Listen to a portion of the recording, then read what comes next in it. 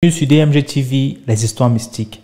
Tu es nouveau sur la page, n'oublie pas de t'abonner, de laisser un commentaire, de liker et de partager. Tu veux raconter une histoire? Envoie ton histoire au numéro à l'écran sur le plus 237 655 81 90 17 et on va jouer ici sur YouTube. On poste 10 histoires tous les jours sur YouTube à 12h00 et on a une deuxième chaîne YouTube qui s'appelle DMG TV, histoire mystique exclusive, et là-bas on poste tous les 15h00 heure du Cameroun. Donc je t'invite à t'abonner pour ne pas manquer les prochaines vidéos. Ici on parle. Bonsoir DMG, bonsoir à toute la famille DMG. Je viens de raconter l'histoire de ma mère, la grande soeur de ma mère.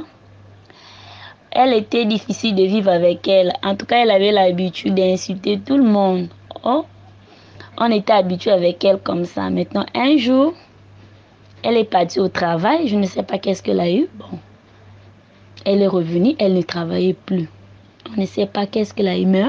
Ma mère me disait que elle avait insulté quelqu'un là-bas, voilà pourquoi elle ne travaille plus. Elle est restée à la maison longtemps fauchée, c'était pas bon.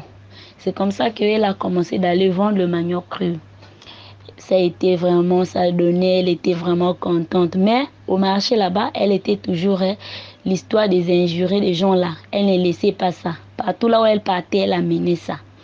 À la maison, partout, même avec son gars, c'était toujours comme ça. C'est comme ça, une fois une dame est venue. Ah maman, dis-moi d'abord le manioc là est comment? Est-ce que c'est propre? Elle dit que vraiment c'est propre. Pour toi préparer, tu dois voir, tu vas revenir. La dame a dit que la fois passée j'ai payé, je suis partie vendre, mais je n'ai rien gagné. Mais gens, j'ai perdu la clientèle, tout le monde venait rendre ça, c'était mal, bizarre, noir. Donc cette fois-ci, je demande avant de payer. La maman m'a dit qu'il faut payer, c'est vraiment bien.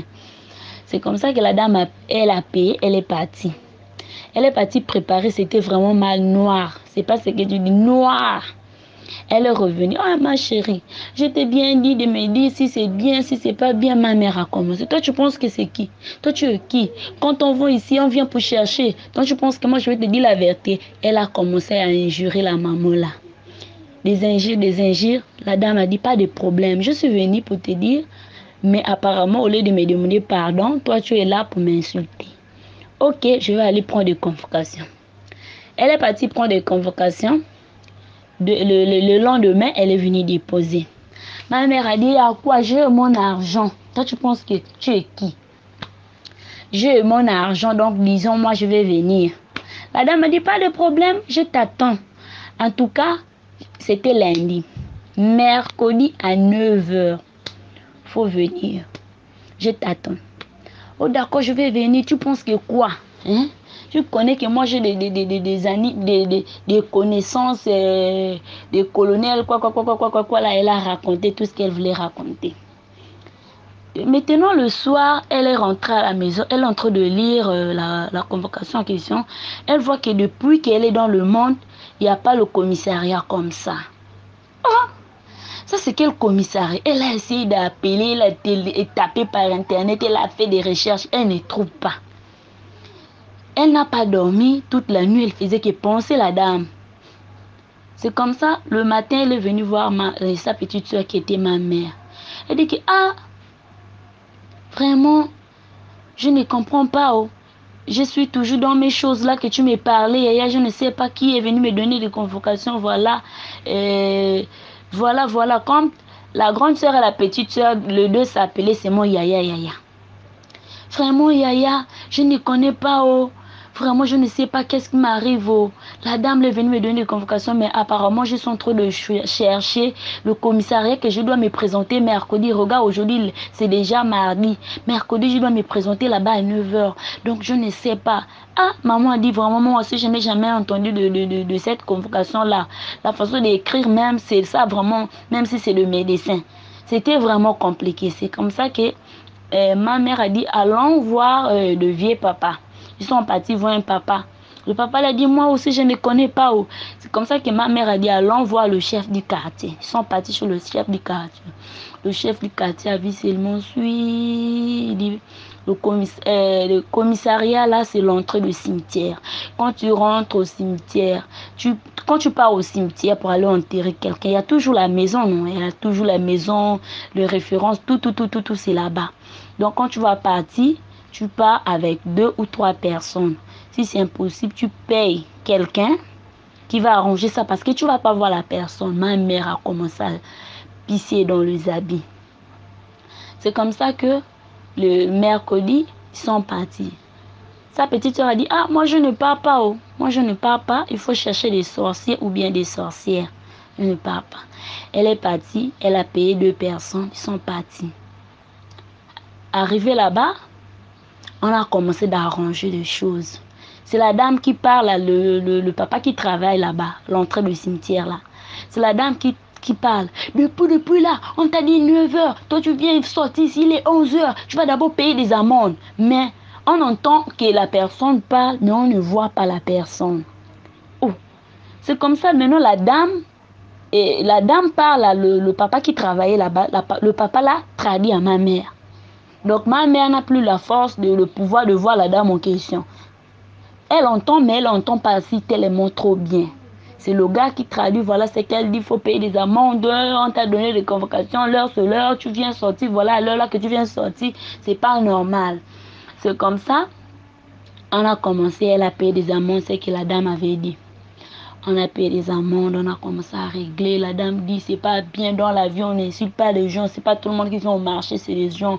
Moi, j'ai mes enfants ici, là, dans cette monde. Je nourris mes enfants avec le manioc. Toi, tu me fais des choses comme ça, là. Plusieurs fois que je paye le manioc, je viens ici, je prépare, ça change. Mais je ne fais pas de problème. Mais toi, je suis venue te voir quand même pour te dire, voilà. Au lieu de me parler doucement, c'est toi qui vas me... Tu vas commencer avec des injures. C'est comme si je suis ton ami. Je laissais mes enfants, ma famille. Je nourris toute ma famille. Je prépare le manioc que tu vois là. Je nourris ma famille. Maintenant, la clientèle, il n'y a plus.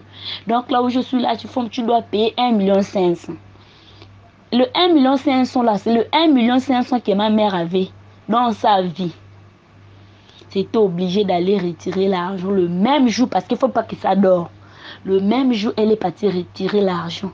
Elle a vidé son compte elle avait commencé.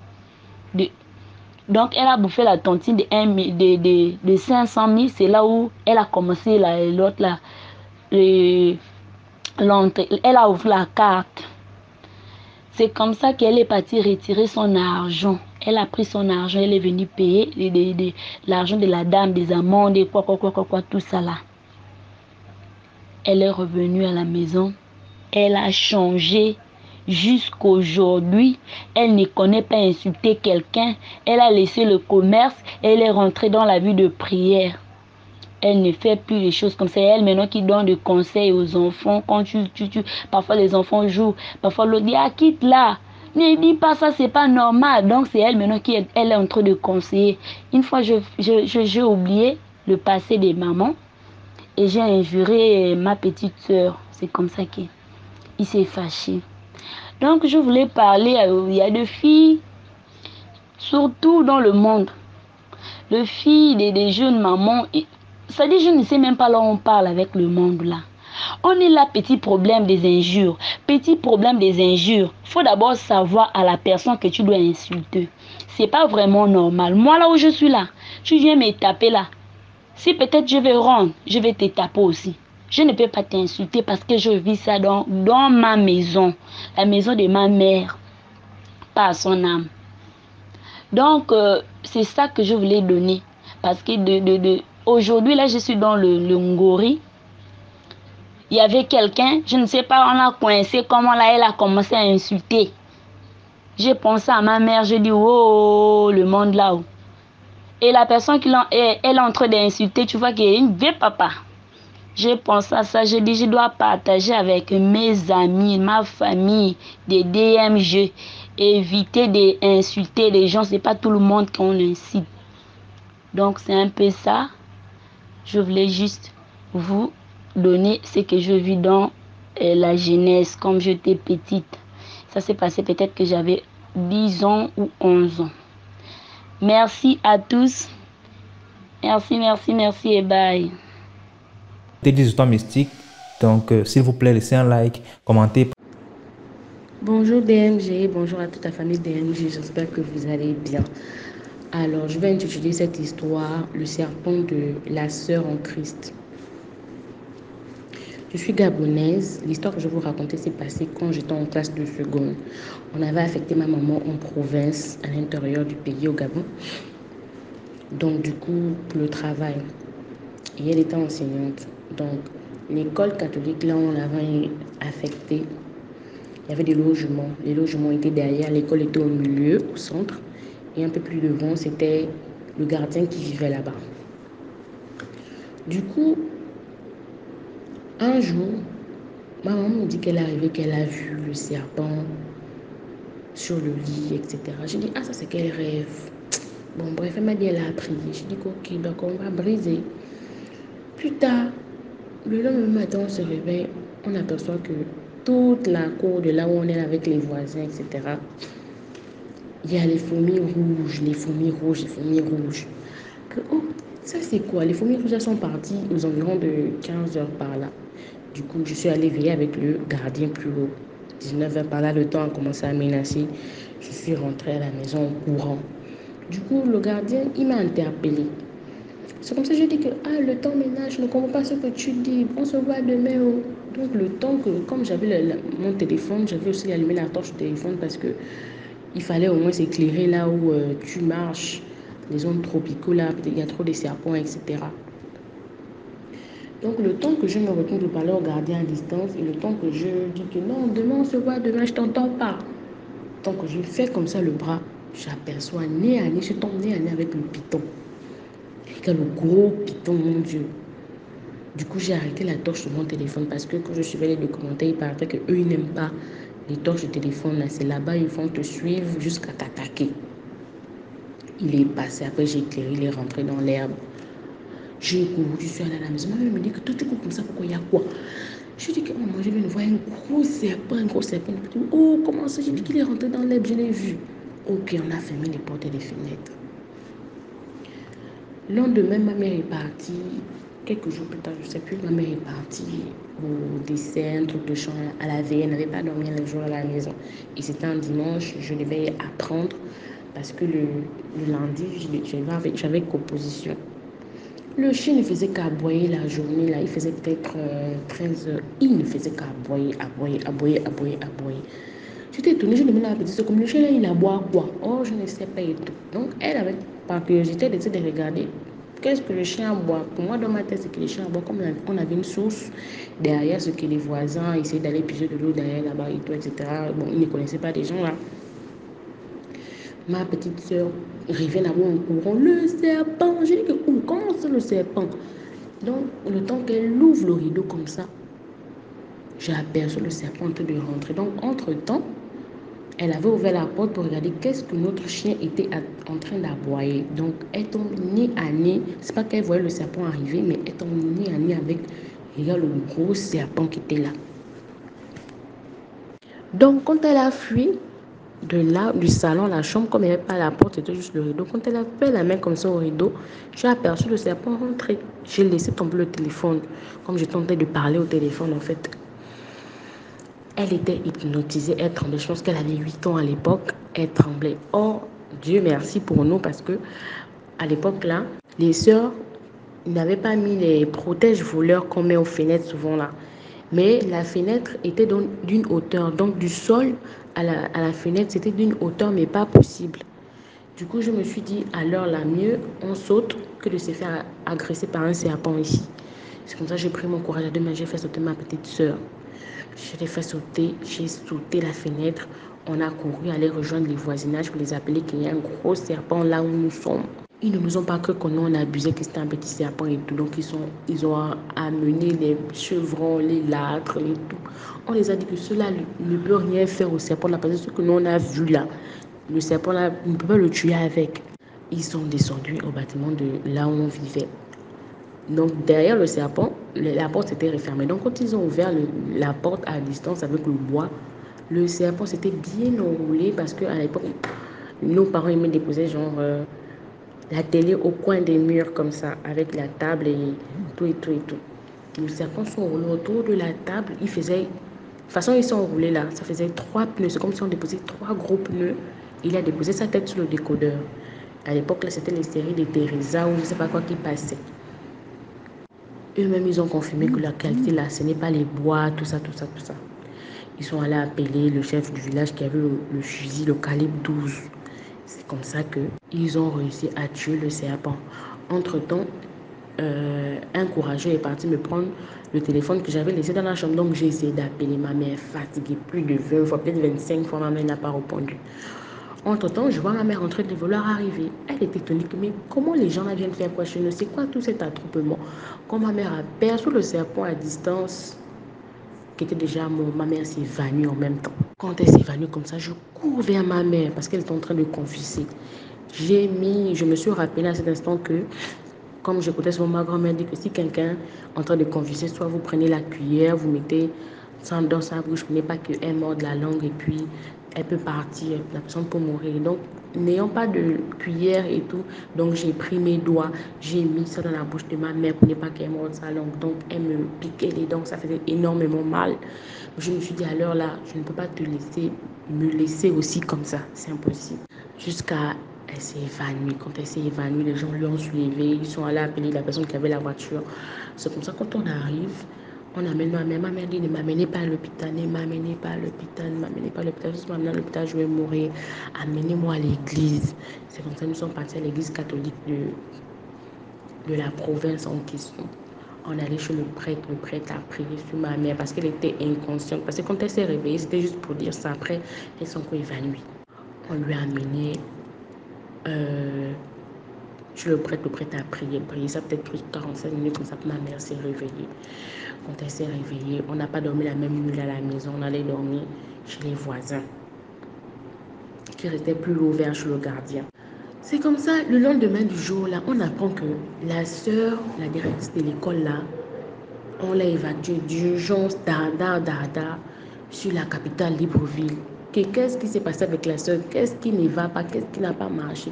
Qu'elle est gravement dans un cas critique, en fait. C'est comme ça, 2 jours plus tard, comme on vient chez le voisin, on a déménagé, on a trouvé une autre maison pour aller habiter là-bas. Ma mère a dit que l'histoire, là, c'est pas probable parce que, comme ma maman est initiée, elle dit que le temps qu'elle était en train de confesser que j'avais la main dans sa bouche, elle disait qu'elle avait vu son père qui lui disait que toi, tu as fait quoi aux gens pour qu'ils te veulent du mal, tu as fait quoi aux gens pour qu'ils te veulent du mal. Comme ça, ma mère a décidé d'aller consulter, voir qu'est-ce qui ne va pas, que le serpent là, c'était pour qui, le serpent là venait pour quoi, si c'est un serpent naturel ou je ne sais pas quoi. Arrivé maintenant là-bas, on apprend là-bas que le serpent là, c'est le serpent de la sœur. C'est le serpent là qui produit la richesse à la sœur. Donc, il était temps pour le serpent de pouvoir manger. Et la personne qu'elle avait choisie, c'était ma mère. Qu'il suffisait que ma mère voyait le serpent là, si c'était elle qui était tombée dans la net, la personne avait tombé sur les pommes et il devait l'avaler. On était tous choqués que, mais ça, c'est quelle histoire? Donc, depuis, ma soeur était tombée malade, elle n'était plus jamais revenue dans la province. Jusqu'à j'ai eu mon bac dans la province, je suis même actuellement à l'étranger, en Afrique de l'Ouest. La sœur, on l'a évacuée dans son pays. Je pense qu'elle était nigérienne, en tout cas, elle n'était pas gabonaise de toutes les façons. On l'a évacuée là-bas, je n'ai plus jamais revu la sœur là, que c'était son serpent, etc. Depuis aussi, l'école là, ça ne va plus. Les parents commencent à enlever leurs enfants à l'école là parce qu'ils se sont dit, tiens bon, un serpent pareil, déjà que nous sommes en province, mon enfant part pisser au cabinet derrière, désolé les mots, il part se soulager et il tombe nez à nez avec un truc comme ça et la personne l'avale, c'est pas possible en fait. Ils ont commencé à enlever leurs enfants, certains, etc. Bon, pour la suite, je suis plus au Gabon, comment est-ce que les choses fonctionnent dans l'école là. Ma mère aussi n'enseigne plus là-bas. Donc la morale dans l'histoire, c'est que ne laissez pas les enfants seuls. Sous-entendant une seule fois que je n'étais pas à la maison et que le genre de truc se produisait. Ma petite soeur ne devait pas, ayant 8 ans, ne devait pas avoir le réflexe de sauter la fenêtre peut-être. Et ce n'est pas tous les problèmes qu'on peut expliquer au téléphone. Sous-entendant que ma mère avait décroché au téléphone et que je l'avais informé ça au téléphone, elle pouvait s'évanouir. Et là où elle était là-bas, on ne sait pas, elle serait même plus vivante là où on est actuellement. De 3, faites vraiment, prêtez attention à vos rêves parce que ma maman avait déjà vu qu'elle avait vu que le serpent devait venir chez nous parce qu'elle avait rêvé qu'il y avait un serpent sur le lit, etc. Donc, prenez conscience de vos rêves et priez à l'avance afin de briser tout ce qui se passe dans le spirituel, en fait. Et le troisième conseil, c'est prenez soin de vos parents, veillez sur eux, surtout ceux qui ont la possibilité de vivre encore avec leurs parents actuellement. Prenez soin de surveiller les, parce que plus on grandit, plus leurs facultés aussi diminuent. Donc, nous, on doit veiller sur eux, etc. Et priez beaucoup pour vos enfants que vous mettez dans les écoles, que vous les inscrivez dans les écoles. Parce que si le drame n'était pas arrivé, on ne devait jamais savoir que. Donc, dans l'école là où on était, là, le serpent que j'avais vu quand j'ai quitté chez le voisin, là, c'était le serpent de la sœur en Christ. On les voit là avec les robes, saintes ni touches. Donc, c'était son serpent qui lui produisait la richesse. Et le serpent avait faim. Le serpent là devait avaler quelqu'un. Et c'était ma mère qu'elle avait choisi de donner. Priez beaucoup pour vos enfants. Donc, c'était ça un peu ma petite histoire. Donc, partagez, likez et prenez soin de vous. En likant, en partageant. Merci pour la force. Salut la team DMG. Bonjour ou bonsoir, ça dépend à l'heure à laquelle vous allez écouter l'histoire. Bon, l'histoire se passe au Gabon dans les années fin 80, début 90, précisément dans la ville de Oyem. Donc, c'est l'histoire du petit Nambira. Nambira, c'est un nom d'emprunt. Donc, lorsqu'on était allé en vacances, vous savez, les grandes vacances sont vos villages et tout. Donc, la grand-mère nous disait souvent, ouais, allez saluer les vieux, les trucs comme ça. Donc, il y avait un petit tout gentil là. Voilà, on l'appelle Nambira. Donc, Nambira en question. Une fois, le petit, il nous interpelle que bon, voilà, pourquoi vous allez saluer tel vieux, pourquoi vous allez saluer tel vieux. Les vieux là, ils ont un tuyau mystique, ils mettent sur la tête des enfants pour tirer l'intelligence des enfants mystiquement. On dit, oh. On dit, bon, nous, on ne sait pas, bon. Nous, on n'avait pas cette idée, nous, on vient de la ville, bon, et puis on n'avait pas peur parce que notre grand-mère, elle était la plus grande, on l'utilisait au tribunal pour les affaires mystiques. Et c'était la seule d'ailleurs à l'époque, au tribunal d'Oyem. Quand il y avait les problèmes mystiques, on l'appelait toujours. Donc voilà, donc nous, on n'avait pas peur parce que celui qui tentait lui-même là-bas. On dit, ah bon? Ah ok, bon. Souvent, on partait, on marchait avec lui. Souvent, la nuit, il nous accompagnait. On partait faire nos trucs. On amenait un bon petit. Donc, parfois, quand on prend un chemin, le petit dit non, ne prenez pas telle route, ne prenez pas telle route. Oh, là-bas, il y a ceci, il y a cela. Une fois, on était rentré un peu tard. Bon, vous savez, au village, hein, la nuit tombe un peu plus tôt. On va dire dans les 21h, 22h par là, on est sorti, on est en train de rentrer. Donc, c'est comme ça qu'il y a un hibou qui a commencé à siffler, nous siffloter, siffloter, siffloter. Et c'est comme ça que le petit Nambira, il a appelé le hibou par son nom. Écoute, si tu continues à faire ça, demain je vais les emmener chez toi. C'est comme ça que le hibou s'est calmé. Donc après, un jour comme ça, bon, je vais essayer de sauter les étapes hein, parce que l'histoire est très longue. Je veux vraiment sauter les étapes pour que l'histoire fasse moins de 10 minutes. Et c'est comme ça qu'un jour, un de mes cousins, parce qu'on était tous allés avec les cousins, là, les enfants du grand frère à ma mère, les trucs comme ça. Donc un jour comme ça, il trouve les enfants en train de jouer avec...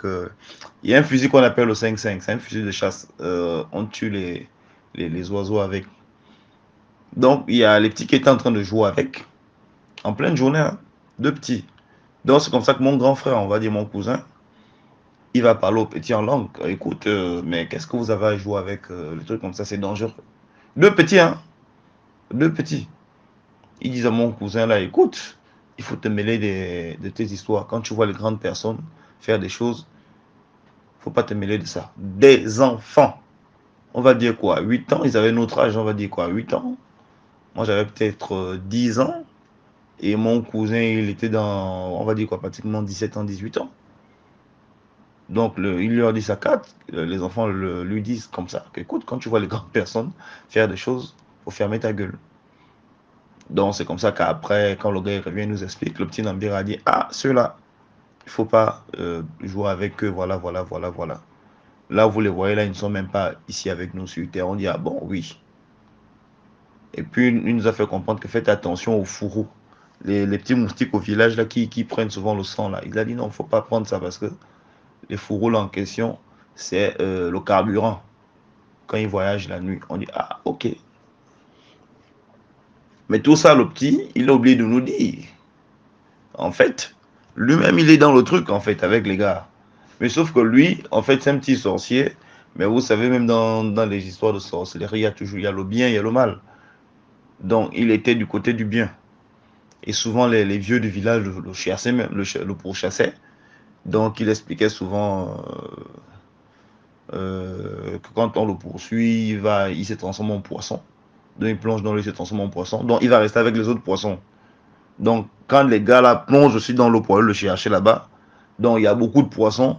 Et du coup, tu ne sais pas c'est lequel qu'il faut comme ça poursuivre. Vous savez, dans l'eau, il y a souvent les poissons entassés.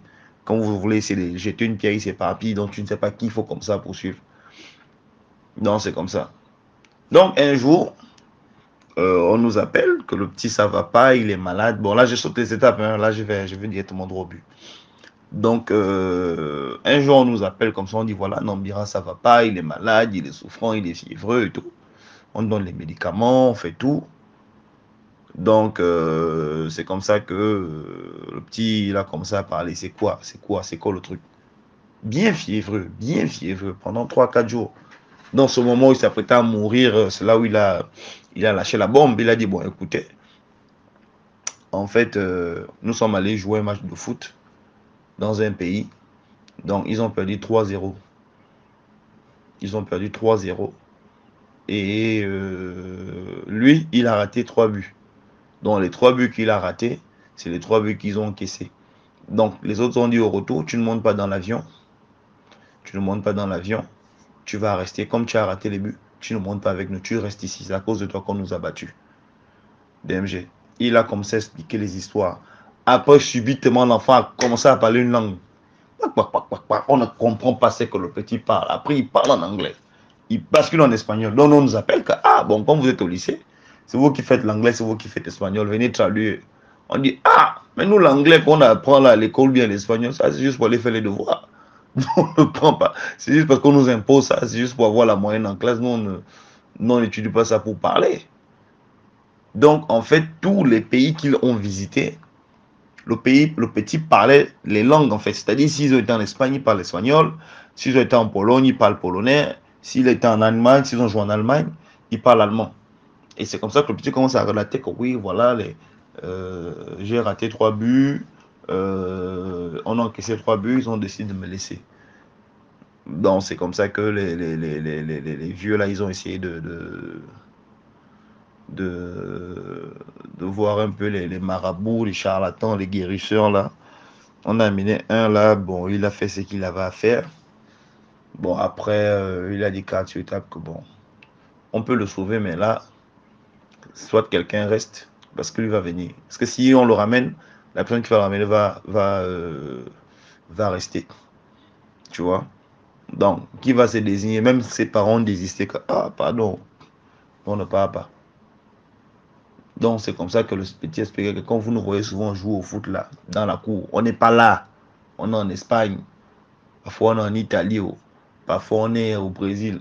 C'est-à-dire que le gars, il parle là comme ça, parlant en langue, après, boum, il va en France. Il parle français. Et un français soutenu. Hein. Après, boum, il bascule en espagnol, bascule en portugais, il bascule en polonais, il bascule en italien. Donc, c'est un peu ça. Jusqu'à ce qu'il a avoué, comme je t'ai dit précédemment, que quand quand on le poursuit, il se cachait en poisson, les trucs comme ça là. Donc voilà un peu. Vraiment, j'ai coupé beaucoup de parties. Je voulais juste aller à l'essentiel, quoi. Donc, quand vous allez souvent au village, il faut vraiment faire attention. Vraiment, il faut beaucoup prier quand vous arrivez. Surtout les gens de la ville qui ne vont pas trop au village là. Donc, vous allez vous prier beaucoup. Quand vous arrivez, vous demandez les conseils sur ce qu'il faut faire ou ce qu'il ne faut pas faire, ou bien les gens qu'il faut fréquenter, avec qui il faut marcher. Parce qu'on ne sait pas qui est qui. Bon, nous, on a eu la chance de tomber sur le petit Nambira. Nous, on ne savait pas que le petit voyageait, il sortait de son corps, il biloquait, on ne savait pas. Tu vois, mais lui, il était du bon côté. Tu vois, un peu, on ne savait pas, il avait toujours été gentil avec nous. Souvent, il nous disait souvent, ouais, ne parlez plus avec tel vieux, ne faites pas ne faites pas ceci avec telle personne, parce qu'il a ceci, il a cela. Bon, nous, on s'en foutait parce que notre grand-mère elle-même, grande sorcière, soigneuse, guérisseuse de son état. Donc, nous, on ne craignait rien, quoi. Donc, voilà un peu. Voilà, partagez, abonnez-vous et likez. Merci encore. Merci beaucoup pour l'histoire. Et là, on passe à la deuxième histoire. Salut DMG, salut à la population DMG. Voilà. Moi, je suis ivoirienne. Mais j'avais envoyé des histoires qui n'ont pas été postées, mais je ne sais pas. Je vais envoyer quand même dans l'espoir qu'un jour, voilà, ça sera posté et tout. Et j'espère aussi que ça va apporter un plus à toute personne qui va écouter, voilà, cette vidéo. Donc, je disais que je suis ivoirienne et ça fait à peu près 1 an que je vous suis et chaque jour, je vais télécharger les histoires, voilà, sur Facebook, sur YouTube, pardon, pour pouvoir les écouter. Donc, là, il s'agit de ma propre histoire. En ce temps-là, j'étais en classe de première dans une ville de l'ouest de la Côte d'Ivoire, tout précisément Mans. Et j'étais en classe de première. Et c'est comme ça, vendredi, notre prof de histoire géo nous avait donné un truc, comme on appelle ça, un travail de maison à faire par groupe. Et donc, ceux avec qui je devais travailler, eux tous, ils venaient pratiquement du même quartier. Donc, c'est moi qui devais me déplacer pour aller rejoindre les autres dimanche soir pour faire l'exercice, pour remettre ça lundi matin. Et donc, le week-end est passé, nous nous sommes donné rendez-vous dimanche soir chez l'un de nos amis de classe chez qui on allait se rencontrer pour faire l'exercice. Et c'est comme ça, dimanche matin, j'hésitais entre aller à l'église et non parce que j'étais fatiguée et tout ça là et tout. Mais je dis, bon, je vais partir puisque je faisais partie du groupe musical et il fallait que je sois là. Nous sommes partis au culte et la prédication du pasteur portait un torse un peu sur comment un chrétien doit être face à une situation, face à un danger. Et il a dit comme ça, je ne vais pas trop donner de détails, mais il a dit comme ça que face à un danger, il ne faut pas paniquer, puisque nous avons un Dieu puissant et il faudrait que nous ayons foi en ce Dieu-là. Voilà, il faudrait qu'on soit, il ne faut pas paniquer à un premier truc. Tu pries avec foi et tu laisses Dieu agir. Et c'était sur ça portait le message du pasteur. Et il avait développé avec des versets. Et bizarrement, cette prédication-là m'a fait du bien et je sentais un plus que j'avais reçu pendant cette prédication. Donc, dimanche soir, en temps samedi, soit ma mère qui travaillait dans une autre ville m'avait envoyé un téléphone. Elle avait acheté un nouveau téléphone qu'elle m'avait expédié. Donc, il fallait que je charge le téléphone. J'étais toute contente. Donc, dimanche matin, j'ai branché le téléphone et je suis allée à l'église. Donc, je reviens. Il fallait que je m'apprête aussi pour aller rejoindre les autres pour faire l'exercice. Et j'hésitais. L'autre me dit, prends le téléphone. L'autre, non, laisse. Je lui ai dit, non, je ne vais pas gâter la batterie. Je vais laisser ça. Ça va. Voilà, ça doit faire les 8 heures de temps en charge et tout. Donc, j'ai laissé le téléphone à la maison et j'ai porté un pantalon plus un t-shirt et j'ai rejoint les autres. Donc, nous sommes allés travailler le temps que chacun donne son idée, tout ça dans les discours, débats et tout. On a fini aux environs de 20 heures. Donc, quand on a fini, comment je sortais, je suis sortie avec une pièce de 500 francs. Donc, quand j'ai emprunté le taxi, j'ai rejoint mes amis. C'était 200 francs de transport. Donc, il me restait 300 francs dans ma poche. Donc, quand on a fini, on s'est laissé. Donc, l'ami chez qui nous sommes allés faire, comme on appelle ça, l'exercice, il avait proposé ma compagnie. Il dit, OK, il n'y a pas de problème. Donc, c'est dans la ville de Mans. Ceux qui sont de Mans vont reconnaître le quartier Libreville. Libreville, là-bas, il y a une grande école primaire. Et il a dit, OK, si c'est comme ça, passons dans l'école primaire pour descendre directement sur la grande voie pour que tu puisses emprunter. Là, moi, je vais partir à la maison. Et elle dit, ok, il n'y a pas de problème. Donc, on a dit au revoir. Lui, son papa, il dit, ah, papa, je m'en vais accompagner ma camarade. Comme elle vient de l'autre quartier, donc je vais l'accompagner. Elle va emprunter un taxi et elle va rentrer chez elle. Donc, c'est comme ça, on va, genre, on traverse l'école. Et arrivé dans un coin noir, là, on tourne, on voit un monsieur derrière nous qui est sorti de nulle part. Mais tu vois sa corpulence, c'est un gaillard qui avait porté des pullovers à capuche, là. Il avait porté ça et on voyait presque pas son visage. Je te dis, un costaud. Et il vient, il se met entre nous, au milieu de nous. Entre moi et mon ami, on était en train de causer, de comment c'est passé, voilà, tout et tout. Et il se met entre nous, il nous demande, vous partez où? Donc, immédiatement, moi, dans ma tête, je me suis dit que c'est le gardien de l'école. Donc, il a dit non, que, ah, vraiment, excusez-nous, monsieur, qu'on rentre à la maison. Il dit, ici, là, vous ne savez pas qu'on passe ici. Donc, quand il a dit ça immédiatement, il dit, ah, c'est que c'est le gardien d'ici. Non, vraiment, excusez-nous que, voilà, ça va plus se reproduire, nous partons à la maison. Et comme ça, il attrape le bras de mon ami. Je vous signale que l'ami en question, il est moins âgé que moi. Il était moins âgé que moi. Donc, je le voyais comme un petit frère. Donc, il a attrapé la main du jeune. Il dit, suivez-moi. Donc, il dit, hi. Mais on vous suit pas. On dit, on vous demande pardon et tout ça là. Maintenant, on vous suit là. On va où? En ce temps, il n'avait pas attrapé ma main. C'était la main du jeune qui l'avait attrapé. Donc là, moi, je pouvais bien fuir. Et vu que, donc, il a attrapé sa main, il a fait sortir un couteau.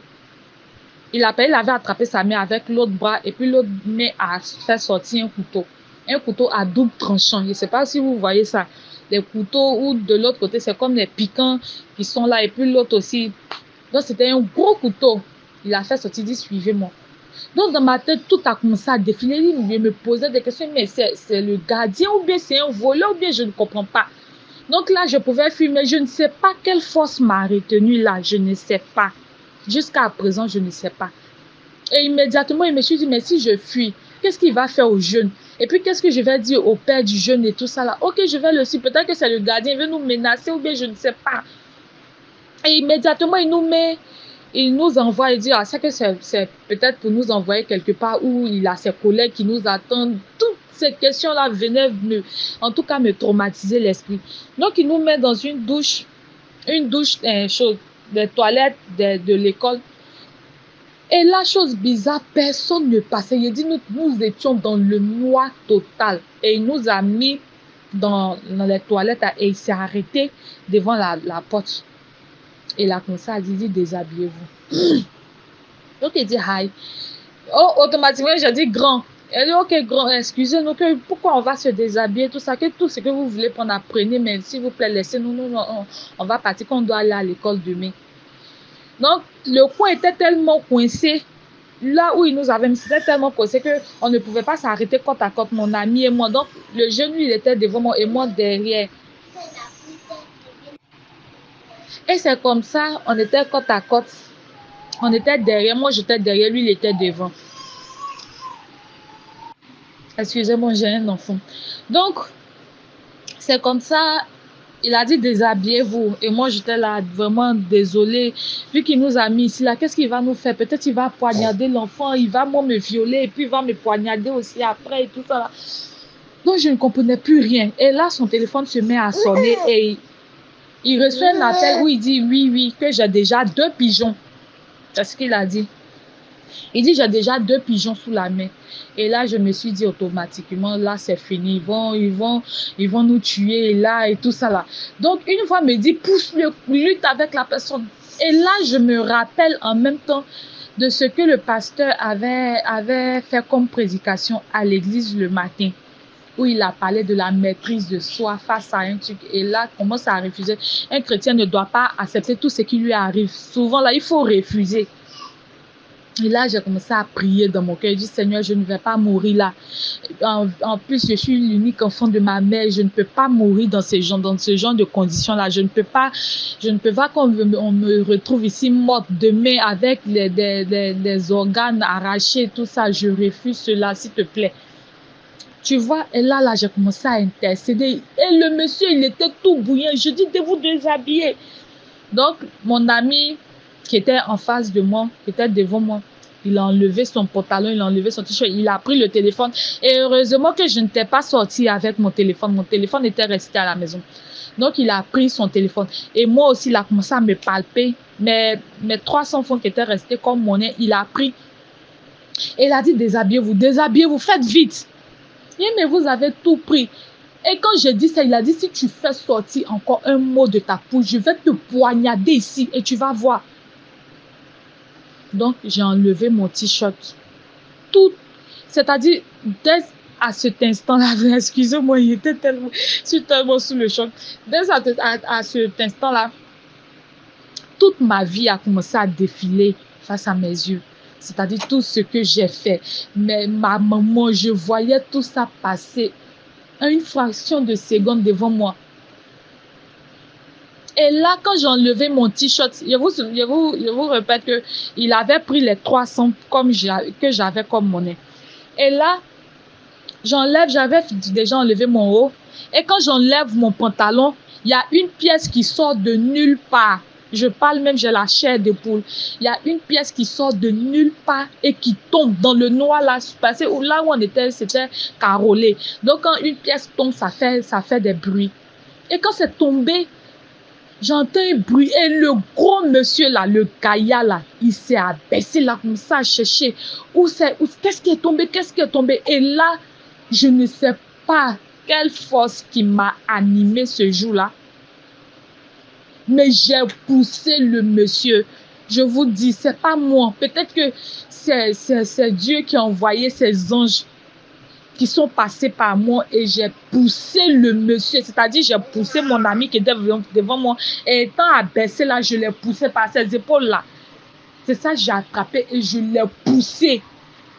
Donc, quand je l'ai poussé, le monsieur, en tant que derrière lui, il y avait un bâtiment. Sa nuque est allée taper le bâtiment qui était derrière lui et il a crié. Donc, quand il a crié, moi, j'ai pris la voie de ma gauche puisque dès que tu sors des toilettes, il y a une voie à gauche qui descend dans les ravins où il y avait des graviers, tout ça. Donc, moi, j'ai pris là, mon ami aussi qui était devant moi, il a pris l'autre voie à droite. Il allait se retrouver dans un bas-fond là-bas quelque part. Et moi, je suis tombée dans les ravins. Là, j'étais mal tombée puisque j'étais tombée sur mon cou. Et là, j'ai fait en dirait 1 minute. Je ne voyais plus rien, tout était noir. Après, je me suis levée, j'ai dit, mais faut pas, il va me suivre jusqu'ici. Donc, je me suis levée encore. Tout en panique, j'étais blessée de partout. Puisque c'était sur les graviers que j'étais tombée. Donc, j'étais blessée de partout, mon visage et tout ça. Mais je ne ressentais aucune douleur. Donc, je cours, je croise 3 jeunes. C'est-à-dire une fille et 2 garçons. Et je dis là, aidez-moi. C'est là que j'ai commencé à pleurer. Parce que je me suis dit, peut-être qu'il a fait du mal à mon ami qui est resté là-bas. Donc, je raconte aux gens que j'ai été agressée avec mon petit frère et tout ça. Là, et je ne sais pas ce que le monsieur est en train de faire. Donc, les gars m'ont tout juste à côté. Mais regarde, donc ils ont touché sur moi. Parce que c'était dans le noir. Ils ont touché sur moi, blessé sur mon visage. Tout était en sang. Et ils ont dit, c'est où? Il dit non, que c'est dans les toilettes. Il y a un monsieur qui nous avait accosté avec un couteau. Il nous a mis dans les toilettes. Et il y a un qui dit ici encore. Que ça fait 3 fois. Ça allait faire 3 fois. Si vous n'allez pas échapper, ça allait faire 3 fois. On allait découvrir des corps ici. Que 2 fois, ils ont retrouvé le corps de 2 filles. Et les sexes ont été arrachés. Les seins et tout ça ont été arrachés. Donc j'avais peur. Je dis non, je ne peux pas arriver là-bas. J'ai commencé même à pleurer. Donc, on arrive là-bas, puisque j'étais restée en soutien, et puis le pantalon, la fermeture éclair était un peu descendue. Et les jeunes m'accompagnent là-bas. Quand on touche, c'était une pièce de 50 francs qui était tombée. C'est-à-dire même, il cherchait, même, il n'a même pas pu trouver ce qu'il était en train de chercher, puis je l'ai poussé. Donc, sur le coup, là, on dirait que lui aussi, il a fui, il est parti. Parce qu'on s'était échappé, on a commencé à crier. Donc, je commence à crier le nom de mon ami en question, de mon ami de classe. Je commence à crier son nom. Et là, on entend sa voix, puisqu'il était bloqué dans les bas-fonds, dans un bas-fond, dans la boue. Donc, les jeunes sont allés vers lui. Ils l'ont secouru, ils l'ont enlevé, choses là et tout. Donc, c'est comme ça que j'ai pu récupérer mes trucs. Je te dis, j'avais peur. Je tremblais sur moi. Même quand les jeunes m'ont accompagné jusqu'à chez moi, ma grand-mère m'a vue, elle a commencé à pleurer et tout ça. Donc, quand je lui ai expliqué, elle dit, c'est Dieu. C'est Dieu qui a posé. Jusqu'à aujourd'hui, quand j'imagine, je dis non, moi-même, de mon IRL là, je ne peux pas pousser un monsieur comme ça. Je ne peux pas le pousser. Mais par la grâce de Dieu, c'est ce que c'est. Là, si je paniquais sur le coup, là, je ne sais pas. Peut-être que jusqu'à présent, là, j'allais pas être encore, je ne serais pas encore en vie. Mais c'est par la grâce de Dieu. C'est pour dire quoi? Que maintenant, c'est vrai, souvent, on va à l'église pour faire plaisir à l'homme et tout ça, mais il faudrait que ça soit d'abord pour nous-mêmes, notre propre bien. Et pour la suivi aussi de notre âme. Et tout ça. Donc, tout ce qui se passe à l'église, il faudrait qu'on écoute les enseignements qu'on écoute à l'église et tout. Il faudrait qu'on mette cela en pratique.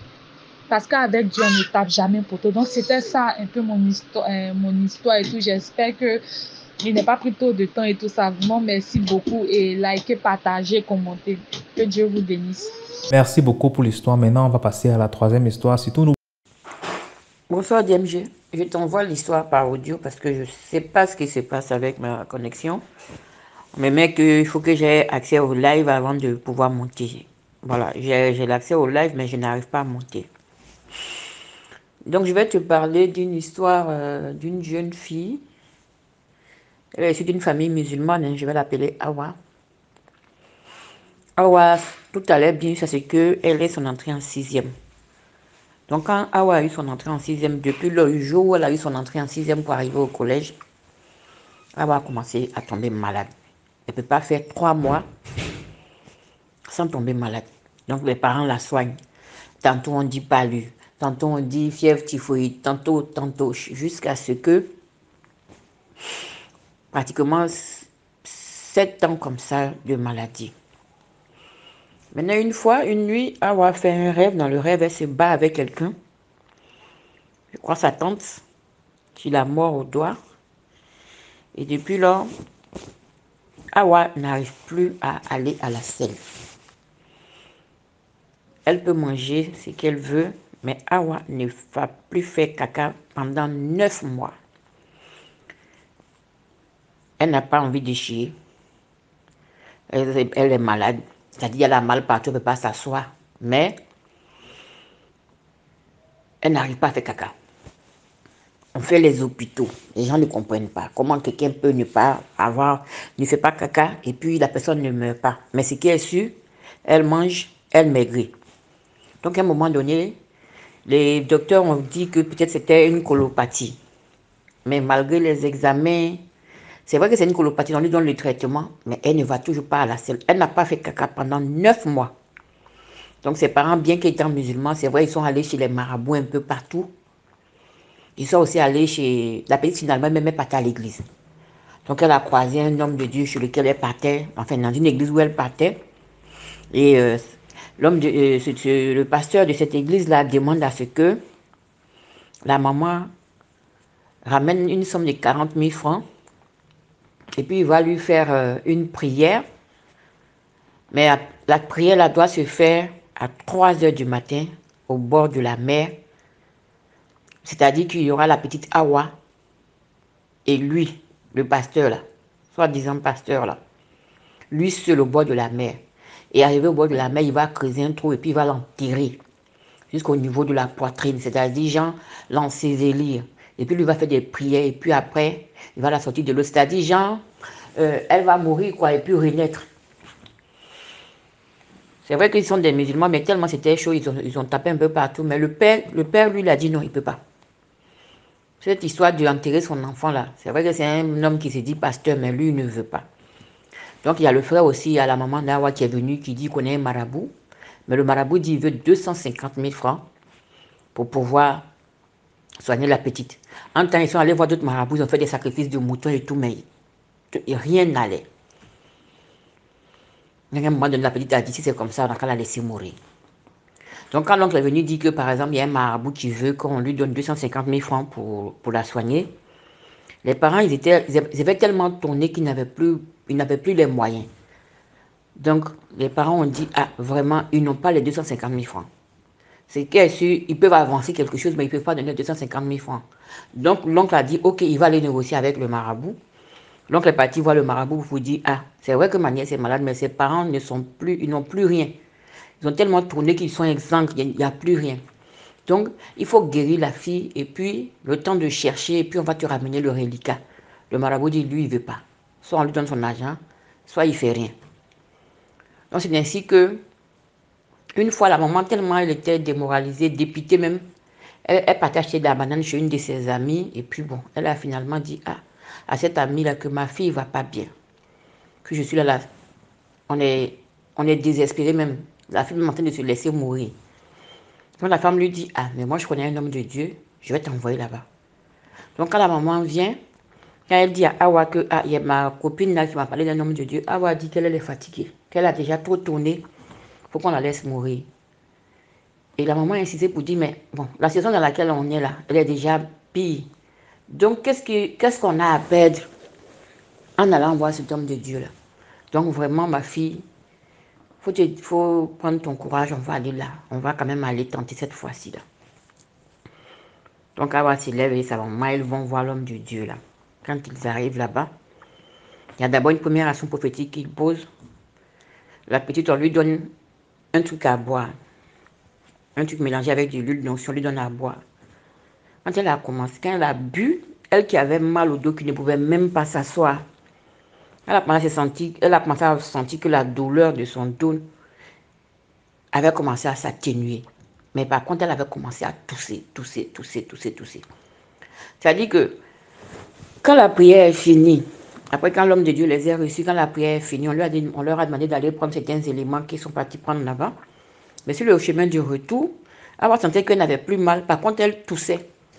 Et cet homme de Dieu, il a la particularité de donner des traitements. Même il peut ici des poudres, et puis tu t'en vas te purger avec ça. Mais ça fait quand même mal. Les gens se purgent, même il y en a qui chient des serpents et tout. Donc quand elles sont arrivées à la maison, la maman de Awa a dit, bon, comme on dit que les purges là font mal, on va attendre le lendemain. Donc le lendemain, vers 16h,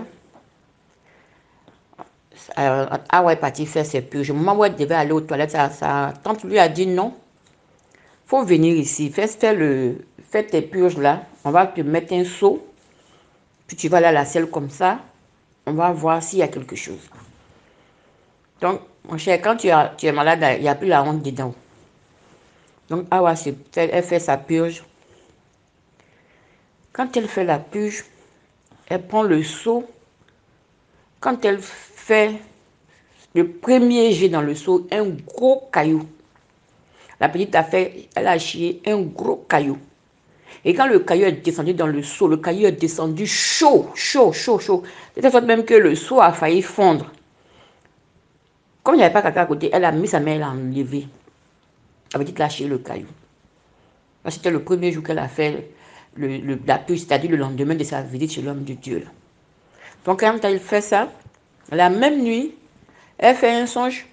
Et dans le songe, elle a une de ses tantes, du côté de son papa, qui vient lui dire, ah bon, donc toi tu es parti voir quelqu'un. Tu es parti voir quelqu'un. Tu es parti voir le monsieur là, pourquoi? Et puis il va te sauver. Donc elle a dit, mais moi je suis malade, je suis allée voir quelqu'un pour me sauver. Toi ton problème est où? Donc elle a continué ses purges 2 jours après. Quand elle va encore à la selle, elle va chier. C'est-à-dire une boule. Mais dans la boule là, tu vas voir, il y a oignon, il y a tomate, il y a gombo, il y a aubergine, il y a tout. Mais tout est frais. C'est-à-dire que ça a été écrasé, hein, mais c'est frais. C'est-à-dire une grosse boule de légumes. C'est frais. Ça a été peut-être digéré, mais c'est bizarre, mais c'est frais. Comment je vais dire? Quand je dis digéré même, c'est quoi? C'est comme si c'était passé aux moulinettes. Mais tout est frais et tu reconnais les légumes là, dans la grosse boule qu'elle a sortie de son ventre là. Tu reconnais les légumes dedans. C'est là une de ses tantes dit, ah, on dirait que ton ventre là, c'était un marché. Donc, aux dernières nouvelles, la tante qu'elle avait, avec laquelle c'était bagarré en rêve là, la tante est tombée malade. C'est-à-dire, ce qu'elle avait projeté pour la petite là, c'est elle-même qui a repris. Donc voilà, ça c'était le témoignage de la petite. Maintenant, là, c'est souvent ceux qui ne savent pas qui font la guerre des religions. Dieu, là, il est unique. C'est la manière de le prier qui change. Donc, les extrémistes, là, n'ont qu'à faire attention. Dieu, c'est Dieu. C'est la manière de prier qui change. Mais sinon, on ne reconnaît qu'un seul Dieu. L'appellation peut changer, mais il est l'unique. Donc, voilà. C'était mon petit témoignage. Je ne sais pas pourquoi j'arrive pas à monter en live. Voilà. Merci pour le partage. C'est très intéressant. Là-bas, on poste tous les 15 heures. Déjà, si tu connais la page, je me laisse en commentaire. Hello, bonjour, bonsoir, Mbolo Samba à tous et à toutes. Mbolo Samba à toute l'équipe. Mbolo Samba à vous qui likez, qui partagez, qui commentez et qui vous abonnez. Merci encore. Aujourd'hui, je viens avec une histoire que je vais intituler La vendeuse du terrain. Donc, c'est l'histoire d'une dame, une maman, on dira. À cette époque-là, j'étais encore une adolescente. Je pouvais avoir environ 14-15 ans quand cette histoire s'était déroulée. Donc, c'était une maman qui avait un terrain, un grand domaine. Et ce terrain-là se trouvait dans une zone qui aujourd'hui est devenue une commune, mais à cette époque, c'était pas encore trop habité, donc il y avait plusieurs terrains comme ça. Et comme avant, vous savez, parce que c'est à partir de ce moment-là que la loi avait maintenant banni ces mentalités des gens qui achetaient les terrains sans un justificatif de la loi, voilà, sans un papier qui justifiait, voilà, signé par la loi. Donc c'était toujours comme à l'époque où les gens venaient comme ça, quelqu'un, tu parles seulement avec lui, il te vend le terrain et puis fin, la terre te revient. C'est maintenant peut-être à toi-même de faire les papiers, voilà, pour être, qui justifie que c'est toi le propriétaire. Donc c'était un peu resté comme ça jusqu'à cette époque-là où maintenant la loi était venue bannir cette mentalité-là, des gens qui vendaient les terrains parce qu'il y avait tellement de problèmes. Donc la maman là, qu'on va appeler maman Pauline. Voilà. Donc maman Pauline, elle avait une grande terre, un grand domaine. C'est comme ça qu'elle avait réfléchi que bon, elle va vendre. Donc elle passe l'annonce de bouche à oreille. C'était une maman, elle avait 16 enfants, elle avait même les petits-enfants, mais elle n'était pas trop vieille, elle était encore un peu forte, quoi. Et c'est comme ça, le client qui vient pour l'achat, c'est un ganga, donc un tradit praticien, qu'on appelle communément chez nous ici les nganga. Donc il arrive, il négocie avec maman Pauline, elle lui vend le terrain, tranquille, il s'en va. C'est comme ça, elle est là encore, elle passe encore l'annonce du même terrain là, de bouche à oreille. Oh, je vends mon terrain et tout. C'est comme ça, un couple arrive. Bonjour mes enfants. Ah, c'est pour le terrain. Oh, entrez. Choupi, emmène les chaises là-bas. Les gens vont s'asseoir au lieu de jouer. Oh, voilà. C'est comme vous avez vu. Le terrain est en vente à temps. Vous avez combien, mes enfants? Voilà aussi ceux-là. Ils donnent leur part. Ils s'en vont, le terrain les appartient déjà. Elle continue encore sa manigance, de bouche à oreille. Oh, il y a le terrain à vendre. Ah, voilà comment encore un petit étudiant, en fait, quelqu'un qui faisait ses stages, quoi. Il venait à peine de terminer ses études, un jeune homme qui faisait déjà ses stages et tout. Donc, ces petites économies, il sent que, ah, je vais essayer un peu de construire ma vie en commençant par acheter un terrain. Comme ça, il vient aussi chez maman Pauline, là. Voilà maman Pauline. Ah, tu en fais arriver, papa.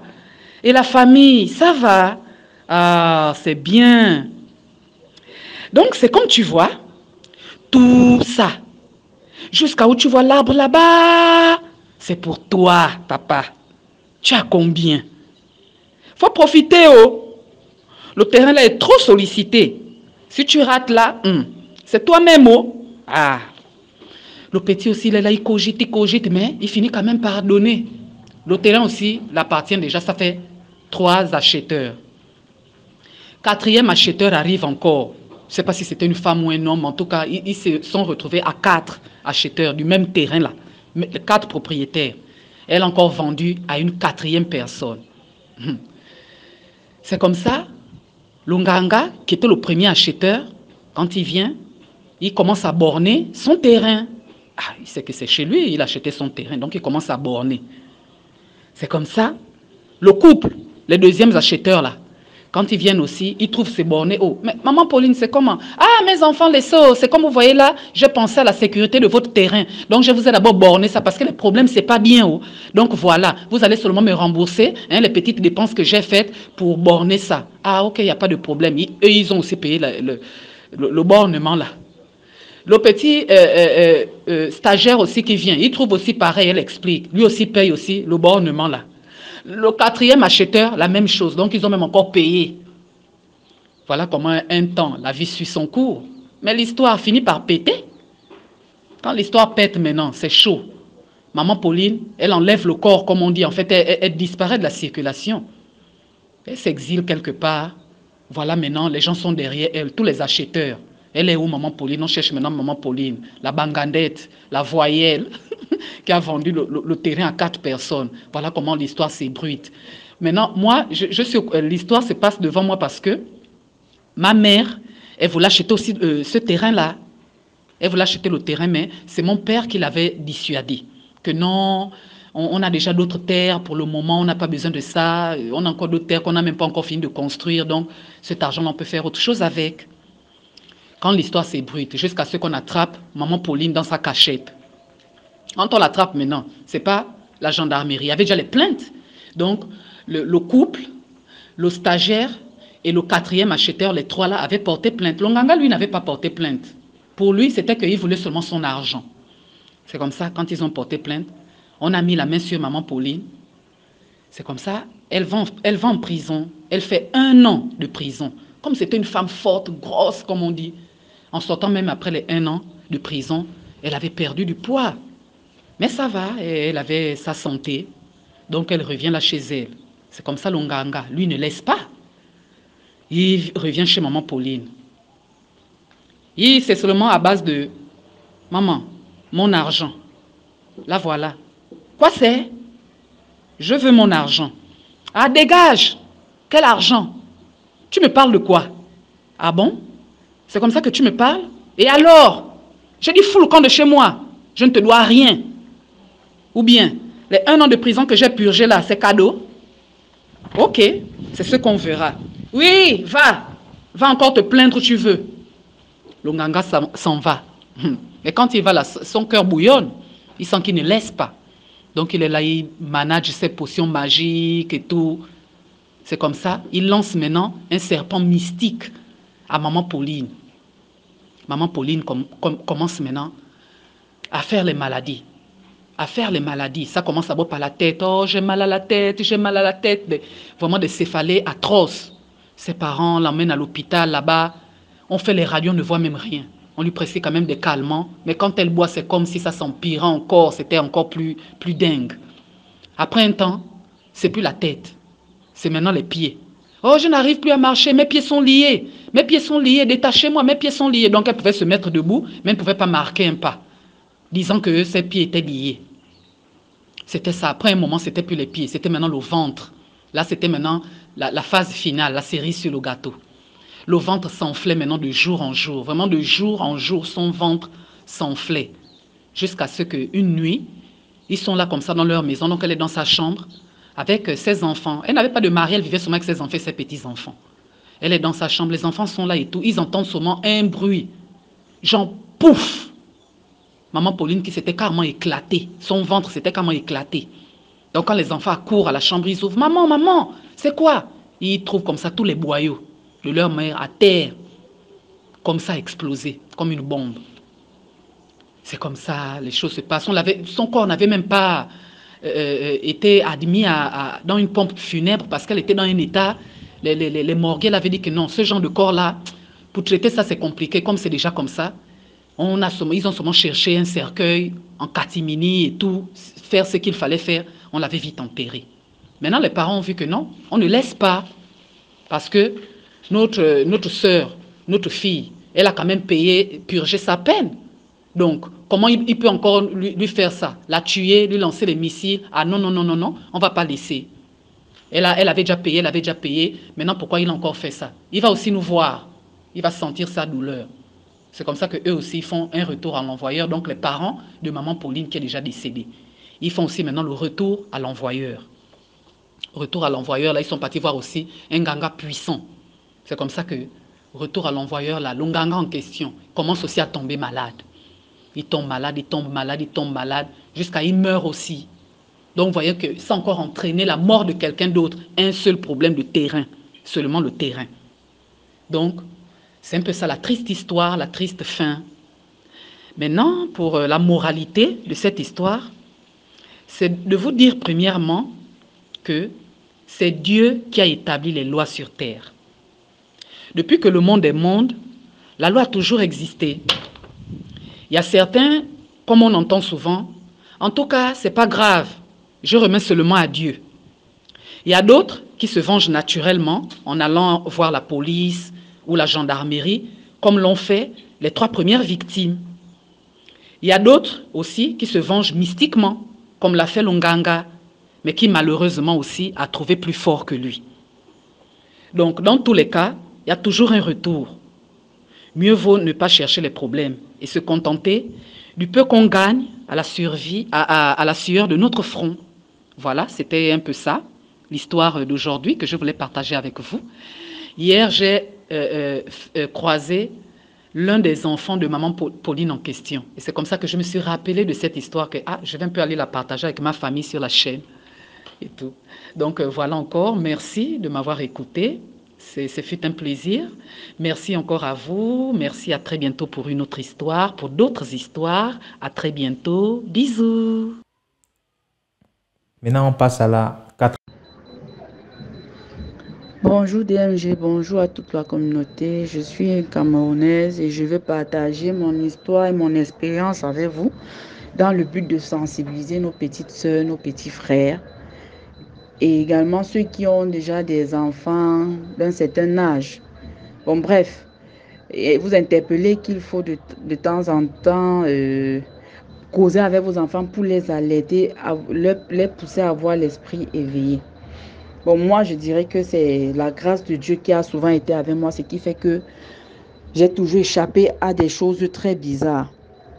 Bon, mon histoire, c'est quand j'arrive à l'université, dès mon premier mois, le jour où j'aménage, il y a aussi ma voisine qui aménage. Curieusement, on fait la même filière. Et donc, moi, ça me plaît parce que j'aurai quelqu'un avec qui marcher et partager, quoi. Parce que je ne connaissais personne. C'est comme ça que bon, on est toujours ensemble au campus, surtout quand on va en cours et quand on rentre. Mais ces fréquentations ne sont pas les mêmes que les miennes. Parce que moi, j'ai ma catégorie, mon type de personne avec qui je marche. En fait, je ne choisis pas mes amis au hasard. Elle avait une autre catégorie qui n'était pas vraiment de mon style. Ça n'entrait pas dans mes principes et dans dans mon éducation. Ce qui fait que j'avais constaté qu'elle faisait trop de sorties et tout. Du coup, moi, je ne la suivais pas dans ça. Quelques mois après, disons après 2 mois de la rentrée, malheureusement pour elle, elle tombe enceinte. Quand elle tombe enceinte, la grossesse est passée, sans parler de ce qui s'est passé durant la grossesse qu'elle faisait et tout. Bref, elle finit par accoucher d'un mort-né. Quand elle accouche d'un mort-né, quelque temps après, on nous donne les congés intersemestres. Elle va à la maison. Quand elle va à la maison, après les congés, on se retrouve à la rentrée du second semestre. Quand on se retrouve, dans un jour, on est en train de causer, elle me dit que depuis, il faut que je te dise même quelque chose. C'est très important. Je dis que oui, je t'écoute, il s'agit de quoi? Elle me dit, tu vois, comme j'ai accouché d'un mort-né, dernièrement quand j'étais à la maison, maman m'a amené chez un monsieur, un voyant, parce qu'elle disait que c'est pas simple. Je dis que mais attends, c'est quelle histoire ça? Est-ce que tu as besoin de faire ça? Tu remets entre les mains de Dieu. Estime toi-même heureux qu'il n'est pas né, il a respiré. Tu es resté avec lui quelques mois après, il est décédé. C'est vrai que c'est pas évident, mais moi je pense que tu dois prendre ça comme ça, remettre entre les mains de Dieu et tu continues. Profite du temps que tu as maintenant pour mieux organiser ta vie. Elle me dit que non, tu t'amènes jamais dans ces endroits-là, voir les marabouts. Je dis que même prononcer ce mot-là, ma mère dans nos causeries ne l'a jamais fait. Sincèrement, depuis que je suis née, même dans mon entourage, dans ma famille surtout, je n'ai jamais entendu quelqu'un dire que je suis allée consulter. Moi, on m'a toujours, ou juste, disons même, on m'a presque obligé à aller toujours à l'église. Quand parfois il m'arrive de ne pas vouloir aller, on me dit seulement que tu vas partir. Elle me dit que de toutes les façons, il faut souvent faire l'effort de les consulter parce qu'ils disent la vérité. Je dis que, ah, ça c'est ton point de vue. Oui, il s'agit de quoi? Il a parlé de quoi? Elle dit,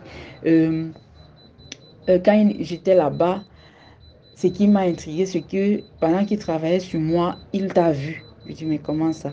Elle dit, oui, moi-même, ça m'a intrigué, que, mais ça se passe comment? Elle dit que il lui demande que mais tu marches avec une fille là-bas à l'université, tu marches beaucoup avec une fille comme ça, tout le temps, presque tout le temps, tu es avec elle. Elle est très gentille avec toi, elle t'aime beaucoup. Elle dit oui. Et que oui, il faut lui dire que elle doit faire un lavage. Il y a une personne dans sa famille qui a fait un accident, non? Et crois qu'il y a aussi une personne dans sa famille qui a subi une opération. Je lui dis que, bon, mon père, oui, avec l'histoire de fusillade dont il a été victime récemment, et son petit frère qu'on a dû opérer quelque temps avant cette situation-là. Et en plus même, c'est pas mon père biologique, c'est vrai, c'est mon père, mais c'est pas mon père de sang. Pourquoi ce lien-là? Parce que moi, je crois que jamais il y a des liens comme ça quand c'est le sang. Oui, mais bon. Elle dit qu'il a demandé il faudrait que la personne qui a été victime d'accident et toi, vous fassiez un lavage, qu'il vous fasse faire un lavage. Et que si vous ne voulez pas que ça vienne de lui, il vous recommande à quelqu'un d'autre. Je lui dis que, maman, ce que toi tu me demandes là, je ne sais pas comment parler de ça à mes parents. Ils diront que je suis venue entrer dans les sectes ici. Elle dit que de toutes les façons, essaie même avec ta mère. Elle saura comment gérer ça. Que ma mère, c'est quelqu'un, quand son mari tousse, elle éternue. C'est les mêmes gens. Je n'ai pas d'allié parmi mes parents. De toutes les façons, donc pour l'enlever, pour qu'elle ne m'agace plus avec, je lui ai dit ok, j'ai compris, je vais voir comment en parler à ma mère. Elle dit d'accord. 2 jours après, elle me demande, tu as fait comment? Je lui dis que je suis en train de réfléchir sur les techniques d'approche. Mais ok, fais vite, ne perds pas le temps. Je dis que d'accord, j'ai compris. Laisse-moi un peu de temps. 2 autres jours après, tu as fait comment? Je dis que, là, c'est fort. Je prends encore, je réfléchis parce que je connais mes gens. Ça n'a même pas duré. 1 semaine après, un matin, quand je me lève, je dis bonjour, tel. Elle ne me répond pas. J'insiste, je dis que, mais qu'est-ce qui t'arrive? Je dis bonjour, tu m'ignores. Elle me répond malgré elle, avec un peu de snobisme. Genre, elle est comme ça en colère, elle ne veut même pas me voir, quoi. Moi, je prends ça à la légère. Le lendemain, c'est le même scénario.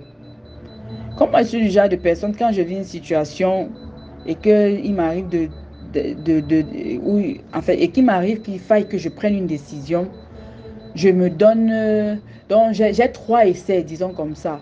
Donc je lui ai dit bonjour, 1, 2, 3. À la 3e fois, quand elle a fait pareil, j'ai dit ok, c'est bon, moi je te salue plus, je te calcule plus.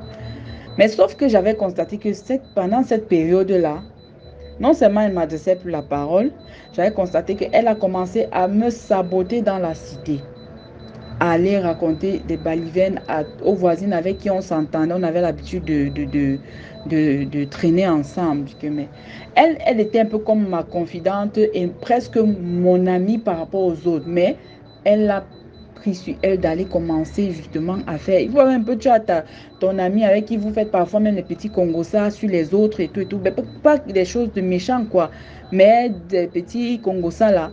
Mais c'est elle qui prend encore et commence à aller salir mon image auprès des autres. Je me suis rendu compte de ça. Et chose curieuse encore, c'est que cette même période, j'ai commencé à faire des cauchemars. Premier cauchemar, j'ai dit ok. Donc l'histoire, s'il faut recommencer, les couches de nuit. Parce que c'est un truc que j'ai d'abord combattu quand j'étais au collège. Avec les prières, c'est passé. Mais ça a recommencé là-bas et que non, c'est pas simple. La première nuit, j'ai laissé. J'ai fait ma prière. La nuit qui suivait, j'ai quand même bien dormi. Une autre nuit, je dors et j'avais remarqué que quand je rêve que le décor de l'endroit où je suis en train de dormir est le même que dans mon rêve. Le vêtement que j'ai est le même. La position est la même. La position que j'ai prise pour me coucher est la même. J'ai constaté que quand je fais ce genre de rêve, ça veut dire que je suis en train de vivre vraiment, je suis en train de subir ces attaques-là. Et c'est ce qui donc avait attiré mon attention. Non seulement les couches de nuit, et c'est le même décor que je vois dans le rêve et tout, et tout, et tout. Rien ne changeait dans le décor de ma chambre. C'était ma chambre, c'était mon lit, c'était les mêmes draps, les mêmes habits que j'avais, la même position que j'ai quand je me couchais. Le deuxième rêve, c'est déjà, je suis couchée, je rêve que je suis sur le lit avec l'un des grands artistes du R&B, Jay-Z. Un artiste que sincèrement je n'ai même jamais apprécié. Mais curieusement, je me retrouve avec lui dans ma chambre sur mon lit, au point où je suis en train de céder à un débat sexuel avec lui. Mince. Et au moment où, pendant qu'on est dans les préliminaires, au moment où il est en train de vouloir me pénétrer, excusez-moi l'expression, mais je me dois vraiment d'être assez explicite. Au moment où il est en train de vouloir me pénétrer, il se transforme en un démon. Les cônes, le visage change, ça prend la forme d'un animal extrêmement rare. En tout cas, les animaux démoniaques comme on souvent au niveau dans certains magazines, je ne sais pas trop quoi. Les cônes, la queue, les pattes. Merde. Je sursaute, je me réveille. Je suis toute tremblante. Je supporte, j'attends le matin, j'appelle mon oncle. J'avais un oncle qui était pasteur à l'église dans la ville où j'étais. Je lui dis que, papa, je suis en train de faire des rêves terribles ces derniers temps. Ce n'est pas bon. Parce que quelque chose me dit qu'il y a un truc qui ne va pas. Il me dit qu'ok, voilà tel passage biblique. Tu lis, tu pries, tu te couches. Chose que j'ai faite la nuit suivante. J'ai bien dormi. La nuit d'après, aïe aïe aïe, c'était le grand frère. Je me couche, je fais ma prière, je me couche. Là, j'étais couchée de dos. Pendant que je suis couchée, je suis déjà endormie. Mais dans le sommeil, dans mon rêve, j'ai l'impression qu'il y a quelqu'un à ma porte. Je tourne la face. Je demande c'est qui. Personne ne répond, mais je vois un monsieur entrer. Un visage que je ne connais pas. Je dis, mais vous c'est qui? Il entre là, tout ragaillardi, il tire ma chaise qui était au niveau de mon bureau, ma table d'études là. Il la place face à moi. Moi, j'étais couchée sur le lit. Il s'assoit face à moi d'un regard menaçant. Je sens que je suis en danger. Mais je prends courage. Quand je vais me redresser, je constate que je suis paralysée. L'histoire, c'est... Quand je vais ouvrir ma bouche encore pour parler, je constate que je ne peux pas parler. Ma langue est attachée. Je dis que d'accord. Et que bon, à l'heure-ci là, je ne peux même pas trop paniquer. Je dois seulement faire quelque chose. C'est comme ça que je prends courage. Je commence à évoquer le nom de Jésus dans mon cœur. Parce que je me suis dit, si je le fais, c'est qu'il sûr, il va se rendre compte et ça va le chasser. Et justement, il s'en est rendu compte. Quand il voit que je persiste donc, il voit qu'au fur et à mesure que j'insiste, ma voix est en train de vouloir revenir. Il se lève, il monte sur moi pour m'oppresser. Il commence à m'oppresser au niveau de la poitrine pour m'étouffer. Moi aussi, j'insiste en voulant ouvrir ma bouche. Mais je sens ma langue enrôlée. J'insiste en ouvrant ma bouche. Le nom de Jésus était déjà en train de presque sortir. C'est comme ça qu'il descend sur moi. Il va de l'autre côté. Donc, il prend la direction en allant vers ma douche en me disant, tu penses que tu as gagné, ça ne va pas se passer comme ça. Il disparaît. Je vous jure, je me suis réveillée en transe. Je transpirais, je tremblais, mon cœur battait à un rythme où je n'avais jamais vécu ça. C'est vrai que je me rappelle que quand j'étais encore plus ado, je vivais souvent parfois la paralysie du sommeil, mais ce n'était pas cette façon-là. Cette fois-là, c'était plus violent. C'est comme ça que quand je me lève, il est 3 heures du matin quand je regarde l'heure. Je prends peur, je dis que si j'ouvre même ma porte ici pour crier, pour appeler quelqu'un, si la personne est même devant ma porte, elle m'attend, ou bien en train de faire les incantations, je fais comment? En tout cas, je prends courage, je prends ma Bible, je commence à lire le psaume 91. J'ai lu ça, je lis ça, je récite le Notre Père. Je lis, je récite le Notre Père. Je lis, je récite. Jusqu'à 5 heures. Le sommeil m'a pris, je me suis assouplie. À 6 heures, je me suis réveillée. Je suis allée chez mon oncle. Enfin, je l'ai appelé, j'ai dit que je ne peux pas dormir aujourd'hui sans te voir. Parce que ce que j'ai vécu cette nuit-là, c'est grave. C'est comme ça que je suis partie. On a fait 3 jours de séance de prière. Donc, tous les après-midi, je partais. Il priait sur moi. Il imposait les mains. Il me frottait l'huile d'onction. Il me donnait des prières à faire encore après, avant de me coucher. Et tout, et tout, et tout. C'est ce que je faisais jusqu'à ce que cet esprit-là me lâche. Que je recommence à avoir un sommeil paisible. Je vous assure que pendant toute cette période, elle a fait plus d'1 mois. Elle ne m'adressait pas la parole. La fille-là ne m'adressait pas la parole. Plus d'1 mois. C'était devenu comme chien. Donc, genre, tu lui demandes, si on lui demandait réellement ce que je lui ai fait, elle ne pouvait pas dire. Elle ne pouvait pas dire, justifier son attitude. C'est là où moi, ça m'a intrigué plus tard. J'ai dit que merde, ça c'est pas sain. Ce sont les choses qu'on me raconte souvent et je viens vivre ça. La fille, si a dû amener mon nom, elle a dû amener mon nom. Et plus tard, comme moi, je m'informe beaucoup, je me documente beaucoup sur les trucs spirituels, j'ai compris que, étant même déjà encore là-bas, enfin, j'avais compris qu'elle voulait faire un échange d'énergie, un échange d'étoiles. C'est ce qui était en train de, c'est ce qu'elle voulait faire en fait, parce que justement, ce qui m'avait plus alerté par rapport à ça, à cette conclusion-là, c'est parce que j'avais constaté que elle était toujours en train de faire trop de comparaisons entre sa vie et la mienne. J'ai plus de vêtements que toi, j'ai plus de chaussures que toi, mon mec est plus mignon, plus chaud que le tien, mes amis sont plus stylés que les tiens parce que tu as trop les amis bizarres, des trucs comme ça, des bêtes comparaisons. Ou bien parfois c'est que je t'ai gagné à telle matière ou bien je suis plus intelligente que toi. Je dis que mais attends, si toi ta vie se limite à ce genre de choses, vraiment ça veut dire que tu n'as rien dans la tête. Tu n'as rien dans la tête. Ça veut dire que tu es, je sais pas, je m'abstenais beaucoup pour ne pas l'insulter. Et c'est le genre de fille qui n'avait même pas vraiment assez de moyens et était toujours en train de vouloir avoir ce qui la dépasse. Vu que moi, je ne la suivais pas souvent dans ces choses, dans cette façon de vivre là, ça créait des problèmes entre elle et moi. Parce que quand peut-être elle me dit, allons faire si, je dis que non, maman, pardon. Je sais comment moi je suis venue ici. Je ne suis pas venue ici faire le suivisme moutonnier. Si toi, tu vois que tu peux t'en sortir, vas-y faire. Moi, je ne peux pas, moi.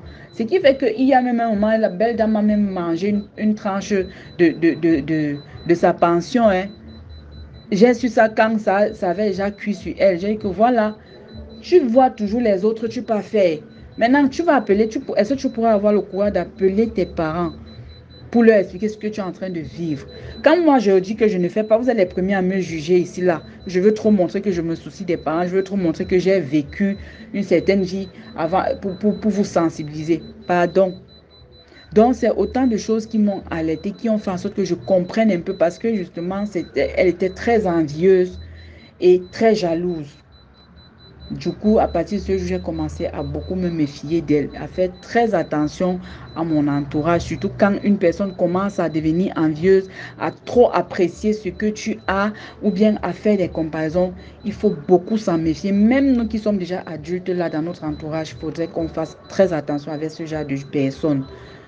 Donc, nos petits frères qui vont à l'université, même nos enfants que nous avons à la maison, on doit commencer à leur inculquer ces valeurs-là, de ne pas envier, de se contenter de ce qu'il a, de ne pas suivre les amitiés, de ne pas se laisser influencer. Voilà, voici aussi quelque chose.